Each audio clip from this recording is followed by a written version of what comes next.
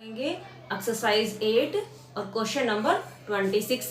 Question number 26 में हमें दिया हुआ है कि एक मीनार है और उस मीनार के आधार से, यानी ये जो मीनार का आधार है उस आधार से दो बिंदु हैं सी और डी, जो इस प्रकार से हैं कि बिंदु सी जो है 4 मीटर की दूरी पर है और बिंदु जो डी है वो इस आधार से 9 मीटर की दूरी पर है।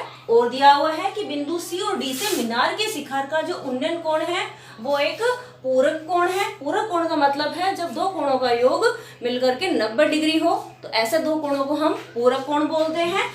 मान लीजिए कि ये एंगल सी जो है वो थीटा है, तो एंगल डी की जो वैल्यू है वो हो जाएगी 90 माइनस थीटा के बराबर। यहाँ पे हमको मीनार की जो ऊंचाई है वो सिद्ध करके बतानी है कि 6 मीटर के बराबर है। तो सबसे पहले हम इस मीनार की ऊंचाई को हम h मीटर मान लेंगे और एंगल सी को जो कि हम थीटा के बराबर मान लेंगे और इस प्रकार से एंगल डी की वैल्यू निकाल लेंगे। तो डी की वैल्यू हो जाएगी 90 माइनस थीटा के बराबर। अब हम यहाँ पे समकोण त्रिभुज लेंगे, त्रिभुज ए बी सी।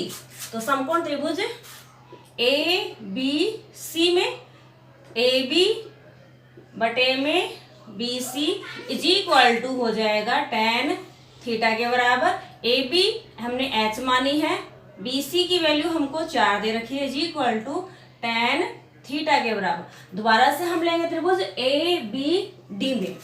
तो त्रिभुज ए बी डी में, इस त्रिभुज ए बी डी में ए बी बटे में B D is equal to हो जाएगा tan 90 माइनस थीटा, क्योंकि यहाँ पे जो एंगल है वो है एंगल 90 माइनस थीटा के बराबर। अब यहाँ पे ए बी की वैल्यू हम रख देंगे, ए बी की वैल्यू h है और बी डी जो है वो D C plus B C से मिलकर के बनी हुई है और वो हमको दे रखी है यहाँ पे 9 मीटर के बराबर।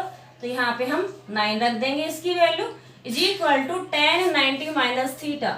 इसका फॉर्मूला होता है कोट थीटा। अब ये इक्वेशन हमारे पास में फर्स्ट आ गई और ये इक्वेशन आ गई सेकंड।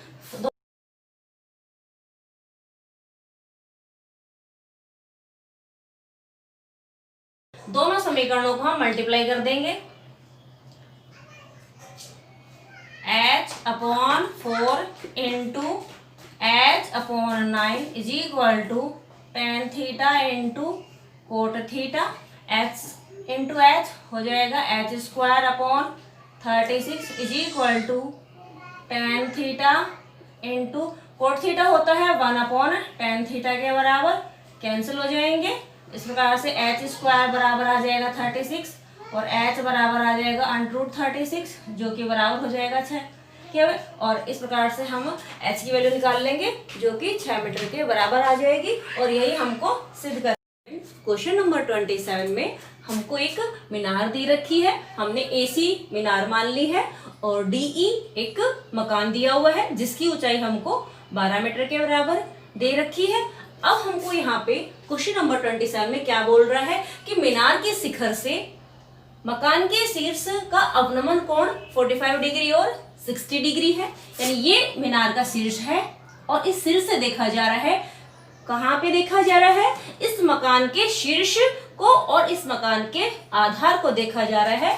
जब शीर्ष को देख यहाँ से ऑब्जर्वर जब शीर्ष को, इसके मकान के शीर्ष को देखता है तो अवनमन कोण बन रहा है 45 डिग्री और इसका एकांतर कोण यहाँ पे 45 डिग्री बन जाएगा।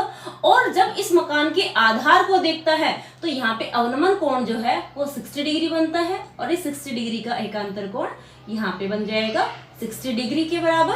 अब हम यहाँ पे क्वेश्चन नंबर 27 में इस AB को h मीटर के बराबर मान लेंगे और इस मकान की जितनी ऊंचाई है उतनी ही ऊंचाई हो जाएगी BC की, क्योंकि ये इस एक क्षैतिज रेखा है और जितनी दूरी ये होगी उतनी ही दूरी BC के बराबर हो जाएगी। और हम यहाँ पे इस DC को x मान लेंगे और DC और BE दोनों आपस में बराबर होंगी। अब हम यहाँ पे दो त्रिभुज बन रहे हैं, दोनों त्रिभुज को लेंगे। तो सबसे पहले हम ले लेते हैं त्रिभुज ABE को, यानी समकोण त्रिभुज ABE को। तो त्रिभुज ABE में AB बटे में BE is equal to tan 45 degree. AB h मान रखी है हमने और BE x के बराबर ले रखा है, तो ये हो जाएगा tan 45 हम जानते हैं 1 होता है, क्रॉस मल्टीप्लाई कर लेंगे, इस प्रकार से h बराबर आ जाएगा x।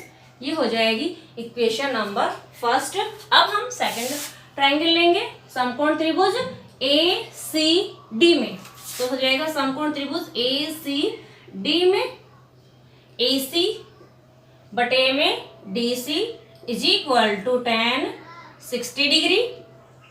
AC है h प्लस 12 बटे में DC, ये जो DC है वो हमने x के बराबर ले रखा है, इज इक्वल टू tan 60 हम जानते हैं √3 होता है, क्रॉस मल्टीप्लाई कर लेंगे तो हो जाएगा h plus 12 is equal to √3 into x. X की वैल्यू है h के बराबर, तो हम x बराबर रख देंगे h, यानी यहाँ पे x की वैल्यू रख देंगे, तो हो जाएगा h plus 12 is equal to √3 into H.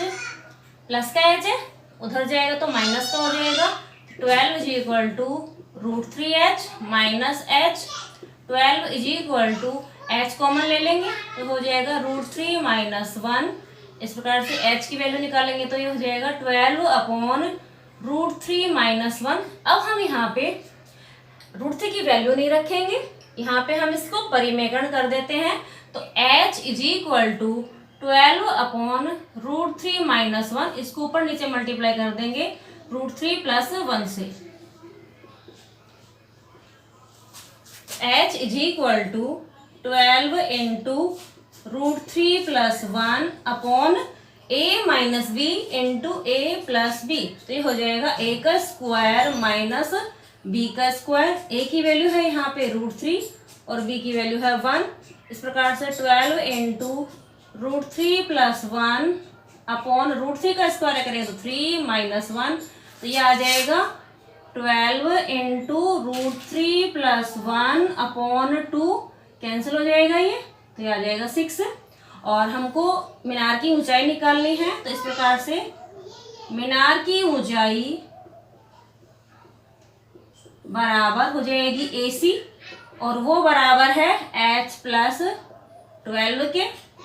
h की वैल्यू हमने निकाल ली है यहाँ पे 6 इंटू √3 प्लस 1 प्लस 12 से इसको खोल लेते हैं हम, तो ये हो जाएगा 6 √3 प्लस 6 प्लस 12 और इस प्रकार से मीनार की ऊंचाई आ जाएगी 18 प्लस 6 √3 और बंद कर देंगे ब्रैकेट, इसको ब्रैकेट में बंद कर देंगे मीटर के बराबर।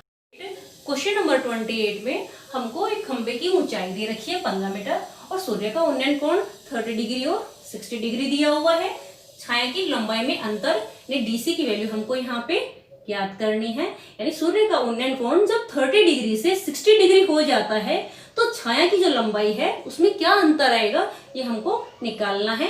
तो सबसे पहले मान लेते हैं कि AB एक खंबा है जिसकी ऊंचाई हमको 15 मीटर दी हुई है और एंगल ACB 60 डिग्री दिया हुआ है, एंगल ADB हमको यहाँ पे 30 डिग्री दिया हुआ है। सबसे पहले हम लेते हैं समकोण त्रिभुज ABC में, तो समकोण त्रिभुज ABC में AB बटे में BC इज इक्वल टू हो जाएगा tan 60 डिग्री। AB हमको 15 मीटर दे रखी है, BC की जगह BC ही रखेंगे, इज इक्वल टू tan 60 हम जानते हैं √3 होता है, क्रॉस मल्टीप्लाई कर लेंगे, कुछ भी नहीं है इसके नीचे √3 नीचे तो हम 1 लगा लेंगे, तो ये हो जाएगा 15 upon √3 is equal to BC। इसको इक्वेशन फर्स्ट मान लेंगे, हमने BC की वैल्यू निकाल ली है। अब दोबारा से हम त्रिभुज लेंगे ABD यानी समकोण त्रिभुज ABD में, इस समकोण त्रिभुज में AB बटे में DB इज इक्वल टू हो जाएगा tan 30 डिग्री। AB 15 मीटर दे रखी है हमको, तो AB की वैल्यू हम 15 रखेंगे बटे में DB, जो DB है वो DC और BC से मिलकर के बनी हुई है, तो हम इसको लिख सकते हैं DC plus BC is equal to tan 30 degree